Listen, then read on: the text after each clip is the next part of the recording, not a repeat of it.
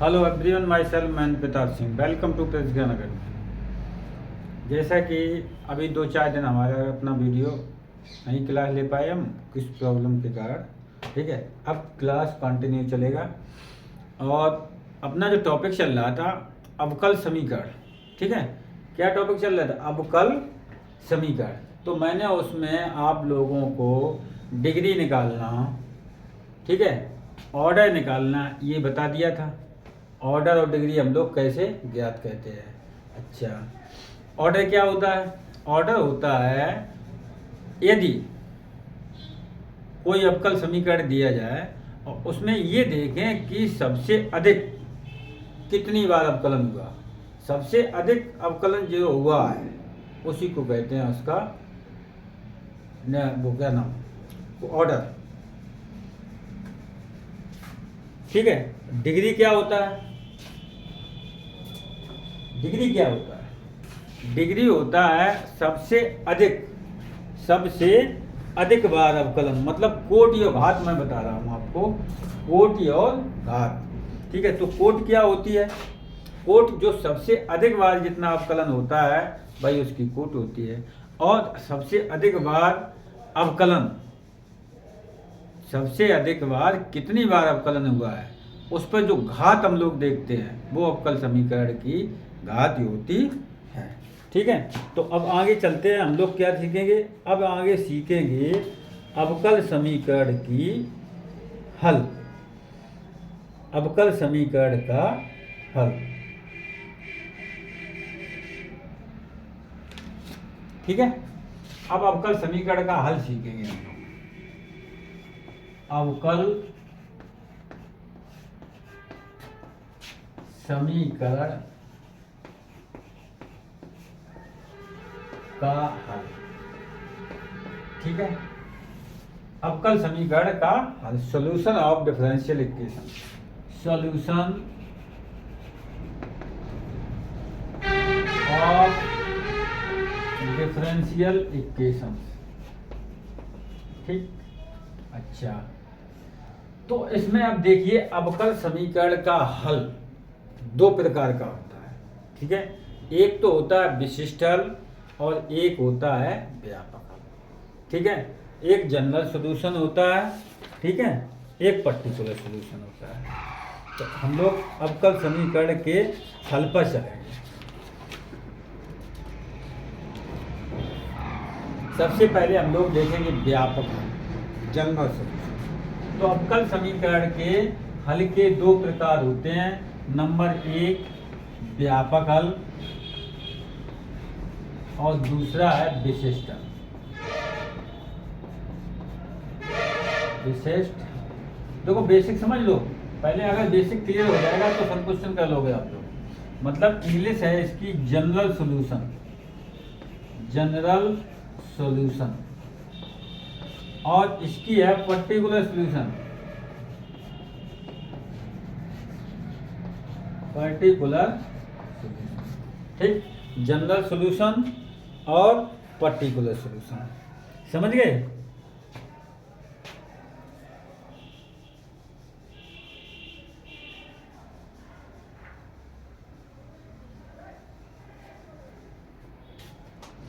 ठीक।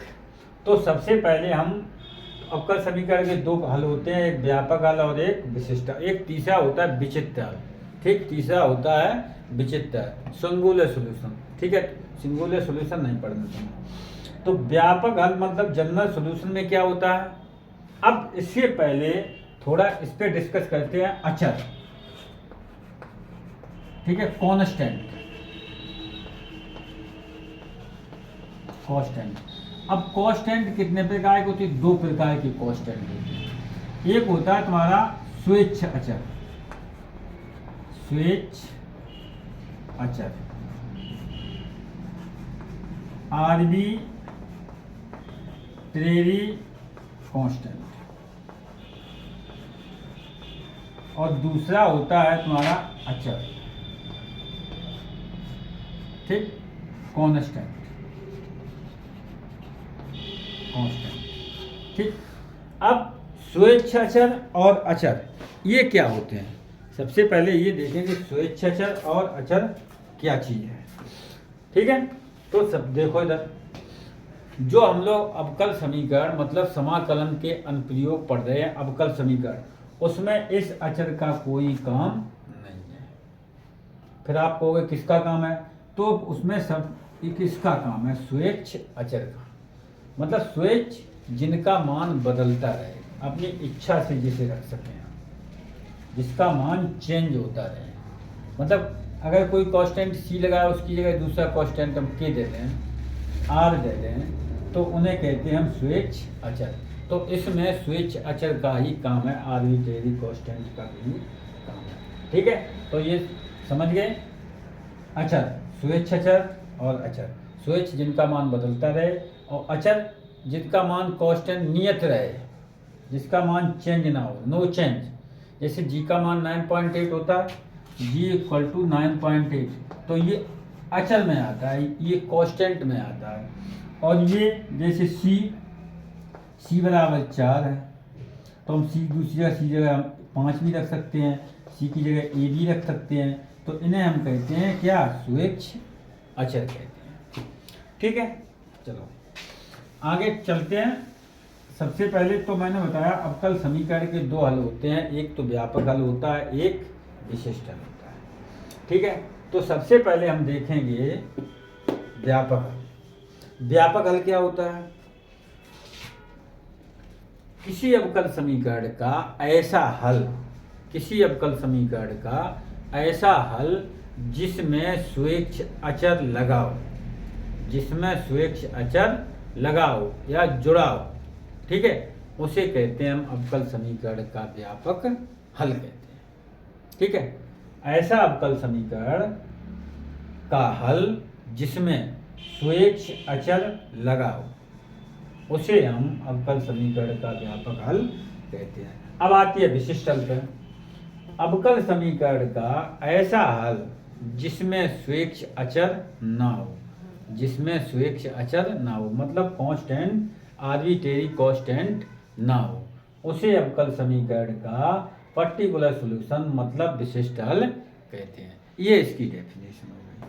ठीक है, तो जिसमें ध्यान रखना, जिसमें कांस्टेंट है वो तो व्यापक हल है, और जिसमें कांस्टेंट नहीं है वो है विशिष्ट हल। ठीक है, तो कुछ क्वेश्चन कहते हैं, क्वेश्चन के माध्यम से आपको अच्छा समझ में आ जाएगा। ठीक है, क्लियर हो जाएगा। तो हम लोग अब देखते हैं एक्सरसाइज 9.2 अवकल समीकरण। एनसीईआरटी बुक से है एक्सरसाइज 9. किससे, एनसीईआरटी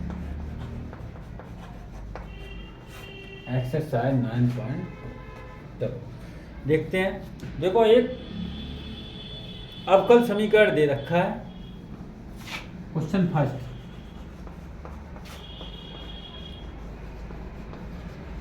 अवकल समीकरण y double dash minus y dash equal to 0, y double dash minus y dash equal to 0 का क्या है, बता दो, का y equal to e base to power x plus 1 एक हल है, एक हल है। सत्यापित कीजिए, सत्यापित मतलब ये सत्यापित करना है क्या ये तो तुम्हारा अवकल समीकरण है, क्या इस अवकल समीकरण का ये हल है कि नहीं है, ये सत्यापित करना है। ठीक है, तो इसका सॉल्यूशन देखते हैं हम लोग। देखो सबसे पहले लिख लेते हैं डिफरेंशियल इक्वेशन अवकल समीकरण y double dash minus y dash equal to 0। इसको हम ऐसे भी लिख सकते हैं और करके, बाई डबल डैश का मतलब होता है d2 by dx2 minus y dash का मतलब होता है dy by dx equal to 0। ठीक, बाई 1 लिखा है या बाई 2 लिखा है तो यही मतलब होता है इसका। बाई 2 होता तो भी यही मतलब होता, बाई 1 होता तो भी इसका यही मतलब होता है। ठीक है, तो हम देखो इसको दो तरीके से देखेंगे। या तो ये करें जो ये, अच्छा ये कैसी इक्वेशन दी गई, ये कैसा हल दिया गया, इसको ये देखते हैं सबसे पहले। ये इस अवकल समीकरण का ये हल है, ये कैसा हल है, ठीक। तो इसमें कोई कांस्टेंट नहीं है, तो ये कैसा विशिष्ट हल है, कैसा है विशिष्ट हल। तो क्या करेंगे, या तो हम इसका 2 बार अवकलन करें, इसका 2 बार अवकलन करें तो हमें क्या मिलना चाहिए, ये मिल जाना चाहिए। या हम इसका 2 बार डिफरेंशियल करें और इसकी LHS में रखें, बराबर कितना आना चाहिए, 0 आना चाहिए। तो ये इस अवकल समीकरण का हल है, अन्यथा नहीं है। ठीक है, तो देखते हैं हम लोग। Given that y equal to e base to power x plus, ठीक। अब क्या करेंगे, मुझे ये दिखाना है कि ये समीकरण इस अवकल समीकरण का हल है कि नहीं है। तो क्या करें, y डबल डैश का मतलब ये होता है 2 बार अवकलन, तो हम इसका 2 बार x के सापेक्ष डिफरेंशिएट करते हैं, ठीक। देखो differentiate with respect to x, तो क्या होगा dy by dx equal to e base to power x का differential e base to power, देखो e base to power x का चाहे डिफरेंशियल करो या इंटीग्रेशन करो तो e base to power x ही रहता है, प्लस 1 कांस्टेंट 0, ठीक है, 1 का होगा 0। अब मुझे कितनी बार, 2 बार डिफरेंशियल करना है। Again differentiate with respect to x, तो d2 by dx2, d2 by dx2 equal to e base to power x का e base to power x, ठीक। तो देखो 2 बार मैंने डिफरेंशियल कर दिया, फर्स्ट टाइम हुआ dy by dx equal to e base to power, second time किया तो भी इतना आया, ठीक है। अब हम क्या कहते हैं, इसे इक्वेशन फर्स्ट डाल दो, इसे डाल दो, ठीक है। अब देखो इक्वेशन सेकंड से हम फर्स्ट को सब्ट्रैक्ट करते हैं। Now equation second minus equation first, ठीक है। तो क्या होगा, d2 बाई dx2 माइनस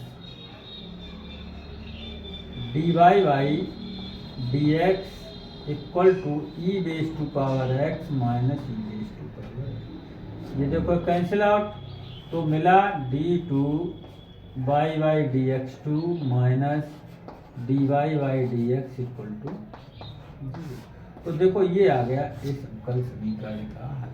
तो क्या देखा मैंने, ये अवकल समीकरण दे रखा था, ये उसका हल था, तो मैंने क्या किया, इसमें ये ध्यान रखें कि कितनी बार डिफरेंशियल, उतनी बार उसका डिफरेंशियल तुम्हें करना है। तो 2 बार डिफरेंशियल है, तो मैंने इसका 2 बार डिफरेंशियल किया, और 2 बार डिफरेंशियल करने के बाद अब मुझे ये देखना है कि ये जोड़े गए कि घटाए गए। तो मैंने क्या किया, देखो माइनस का साइन है तो सब्ट्रैक्ट किया, तो समीकरण 2 से 1 को मैंने सब्ट्रैक्ट कर दिया, और ये देखो तुम्हें मिल गया, ठीक है। लिख देंगे, इसलिए therefore y double dash y equal to e base to power x plus 1 अवकल समीकरण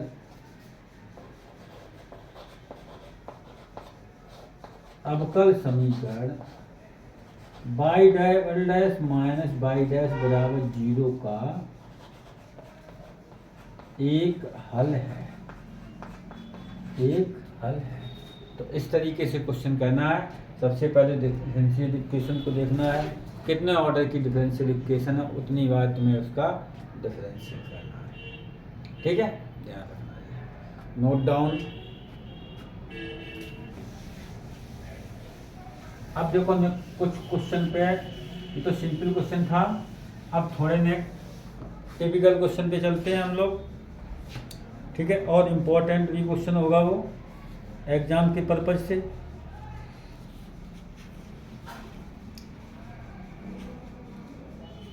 चलो देखते हैं, क्वेश्चन देखते हैं।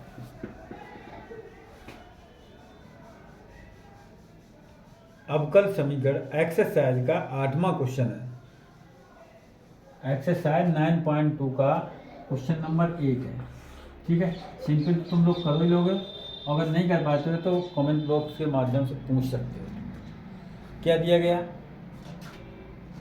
y equal to x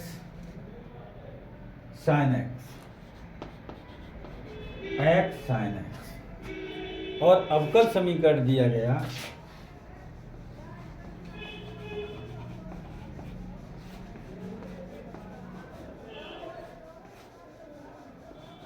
x y dash equal to x y dash equal to y plus x under root x square minus under root x square minus. ठीक है, तो चलो ये देखना है। ये कह रहा इस अवकल समीकरण का ये हल है, ये दिखाइए, सो दैट या सत्यापित कीजिए इस अवकल समीकरण का ये हल है। अब इसमें ये देखना है, सबसे पहले ये देखो, मैंने कहा सबसे पहले तुम्हें ये देखना है कि सबसे अधिक से अधिक कितनी बार अवकलन हुआ है। तो देखते हैं, इसमें बाई डैश लगा है, इसको देखो हम ऐसे भी लिख सकते हैं, x d y by d x equal to y plus x root x square minus. ठीक है, इसको हम ऐसे भी लिख सकते हैं, बाई डैश या y one equal to d y by d x, y double dash या y two equal to d two y by d x, dot dot y n या y n equal to d n y by d x बराबर, ऐसे हम इसे लिख सकते हैं। ठीक है, चलो भाई, तो क्या है इसमें बाई डैश है, तो मतलब एक बार इसका डिफरेंशियल वही हम लोग करेंगे।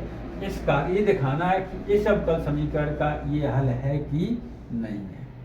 तो इसका हम एक बार डिफरेंशिएट करेंगे, differentiate with respect to x, तो d y by d x equal to d over d x x sine x. ठीक, अब इसमें क्या देख रहे हैं हम लोग, इसमें ये देख रहे हैं कि दो फंक्शन इसमें किसमें है, मल्टीप्लाई, एक तो x है, दूसरा है साइन एक्स। तो क्या करेंगे, हम इसे फर्स्ट कर लेंगे चूज और इसे करेंगे सेकंड। ठीक है, तो d y by d x, या इसी को कह देते हैं हम y dash equal to first function x, second का डेरिवेटिव साइन एक्स का differential cos x plus second adjective लिख दो और फर्स्ट का डेरिवेटिव x का 1, तो बाई डैश इक्वल टू मिल गया x cos x plus sine x. ये देखो निकल के आया। ठीक है, अब देखो यहाँ पर बाई डैश अवकल समीकरण जो हमारा है उसमें ना तो साइन है कहीं भी और ना ही कॉस है। तो हम लोग क्या करेंगे, x कॉस को ऐसे लिख देते हैं √1 माइनस साइन स्क्वायर एक्स। बोलो भाई, ऐसे लिख सकते हैं ऐसे, और साइन एक्स क्यों लिखा मैंने, क्योंकि हम यहाँ से साइन एक्स का मान निकालेंगे और इसमें सब्स्टिट्यूट करेंगे, लिख देंगे फ्रॉम इक्वेशन फर्स्ट। ठीक है, साइन एक्स की वैल्यू क्या मिलेगी, बाई अपॉन एक्स। समीकरण 1 से साइन एक्स की जो वैल्यू मिलेगी बाई अपॉन एक्स ही।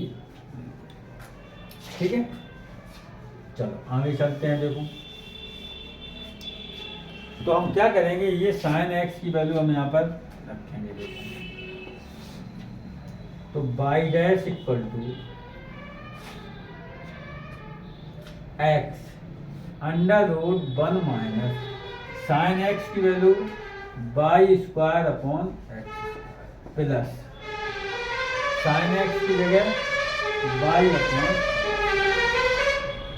तो y dash equal to x. यहाँ से हम एलसीएम लेंगे तो क्या मिलेगा, x square minus y square. क्या मिलेगा, x square minus y square. और एलसीएम कितना होगा, एक्स स्क्वायर का रूट हटा देंगे तो हमें एक्स मिलेगा प्लस बाई अपॉन, ठीक है। अब हम लोग क्या करेंगे, इसका एलसीएम लेंगे तो क्या मिलेगा, x root x square minus y square plus y upon, ठीक है। एक्स का जब मल्टीप्लाई हो जाएगा तो x y dash equal to, y को पहले लिख दो, x root x square minus, ये आ गया।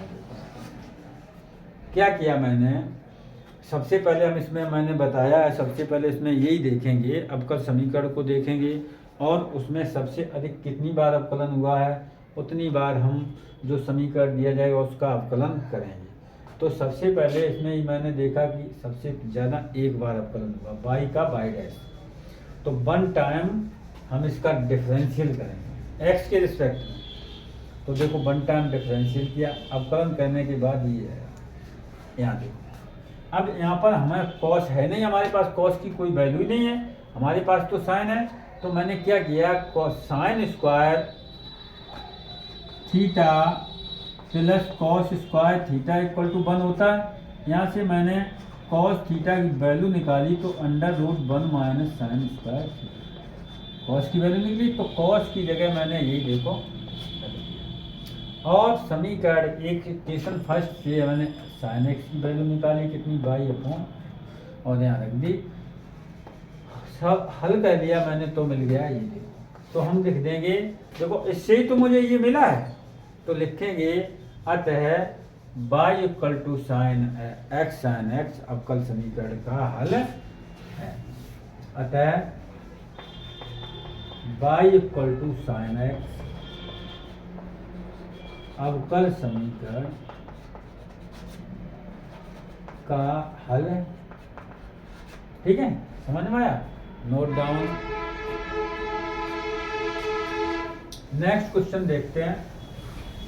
देखो कुछ टिपिकल क्वेश्चन जो एग्जाम में आए उनको कर लेते हैं और आप अपना रिवीजन करना, जो कठिन लग रहा है उसी को हम करवाते हैं, ठीक है। देखते हैं एक और क्वेश्चन देखते हैं, क्वेश्चन नंबर 9।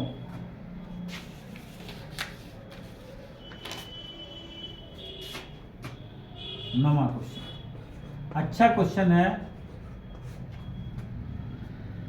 क्वेश्चन है तुम्हारा x plus y equal to tan inverse y, x plus y equal to tan inverse y. ये तो एक समीकरण दे रखा है और देखो इसमें कांस्टेंट नहीं है, स्वेच्छ अचर नहीं है, तो ये क्या विशिष्ट हल हुआ।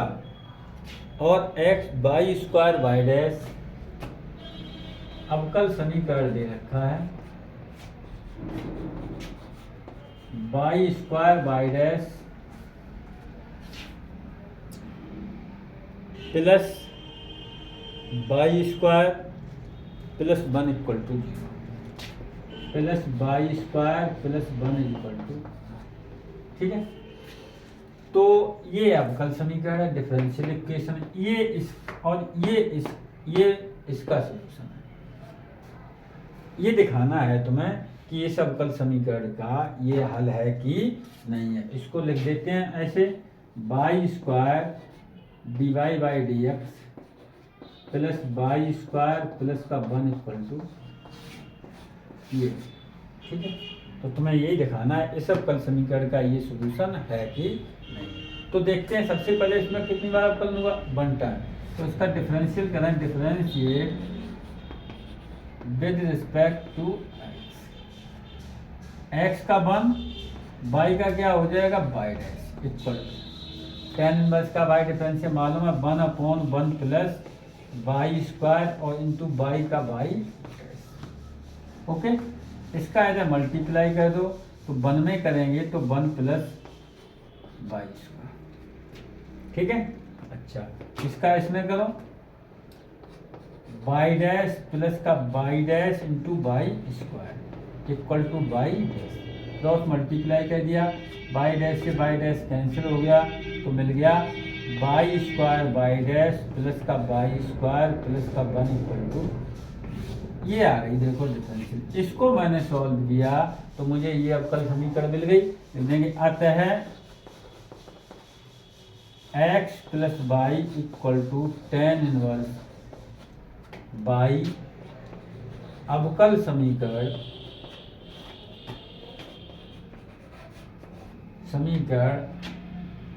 Y square y dash plus y square plus 1 equal to 0 का एक हल है। समझ में आ गए? इस तरीके से हम इससे, अब देखो कुछ दो क्वेश्चन, दो ऑब्जेक्टिव क्वेश्चन है, मैं उनको लिख रहा और तुम लोगों को करना, नोट डाउन।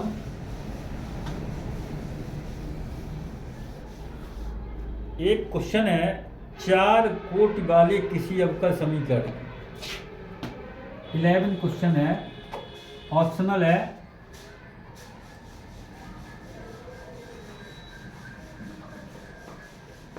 चार कोटि वाले, मतलब जो ऑर्डर है उसका 4 ऑर्डर है, 4 कोटि वाले अवकल समीकरण, 4 कोटि वाले अवकल समीकरण के व्यापक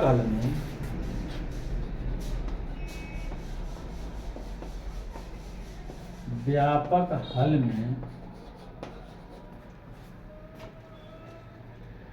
उपस्थित स्वेच्छ अचरों की संख्या, उपस्थित स्वेच्छ अचरों की संख्या, ये कह रहा 4 कोटि का एक अवकल समीकरण है, उसके हल में स्वेच्छ अचरों की संख्या। जैसे 4 कोटि का कोई हम अवकल समीकरण लिख दें, ऐसे लिख दिया मैंने इक्वल टू 0, ये 4 कोटि का है, ऑर्डर इसका कितना 4। अब देखो जब इसका हम व्यापक हल निकालते हैं, व्यापक मान हल निकालने का मतलब है इसका समाकलन करना। ये अवकल समीकरण दिया गया, अगर हम इसका समाकलन कर दें तो तुम्हें ये अवकल समीकरण का हल मिल जाएगा, इसका इंटीग्रेशन। तो इंटीग्रेशन हमें किस रूप, मतलब अवकल जो व्यापक हल होता है कैसा होता है, लीनियर रैखिक समीकरण होता है, वही होता है अवकल समीकरण का हल। ठीक है, ध्यान रखना ये जिस कोई भी अवकल समीकरण है उसका जो हल निकलेगा वो एक रैखिक समीकरण ही मिलेगा। ठीक है, तो इसका हम समाकलन करेंगे कितनी बार, 4 बार ही इसका अवकलन करना, समाकलन करना पड़ेगा। और 4 बार, एक बार समाकलन करने पर एक कांस्टेंट आता है, दूसरी बार करेंगे दूसरा फिर कांस्टेंट आएगा, तीसरी बार करेंगे तीसरा फिर कांस्टेंट आएगा, और चौथी बार समाकलन करेंगे चौथा फिर कांस्टेंट आएगा। तो कितने स्वेच्छ अचर होंगे, 4 स्वेच्छ अचर होंगे। तो आंसर इसका हो जाएगा कितना, 4। जितनी बार जितना उसका ऑर्डर होगा उतने ही उसके व्यापक हल में स्वेच्छ अचरों की संख्या होगी। ध्यान रखना, बोर्ड परीक्षा में आता है, इंटर में आता है और कंपटीशन में भी पूछ देते हैं। यदि किसी अवकल समीकरण का ऑर्डर कोटि 4 है या 5 है या 10 है, ठीक है, तो उसके व्यापक हल में कितने स्वेच्छ अचर होंगे, जितनी ऑर्डर का होगा उतने ही स्वेच्छ अचर। ठीक है, नेक्स्ट क्वेश्चन है 12वां।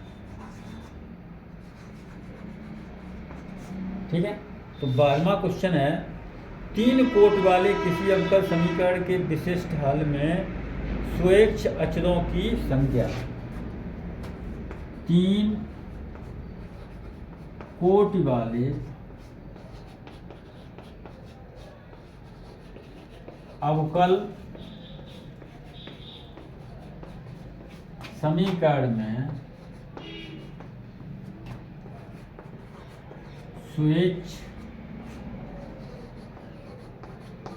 अचरों की संख्या।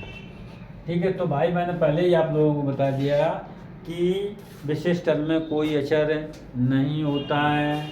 जो विशिष्ट हल, किसी भी अवकल समीकरण का जो विशिष्ट हल होगा उसमें कोई अचर नहीं आपको देखने को मिलेगा। सिर्फ क्या मिलेंगे, व्यापक हल में ही तुम्हें अचर देखने को मिलेंगे।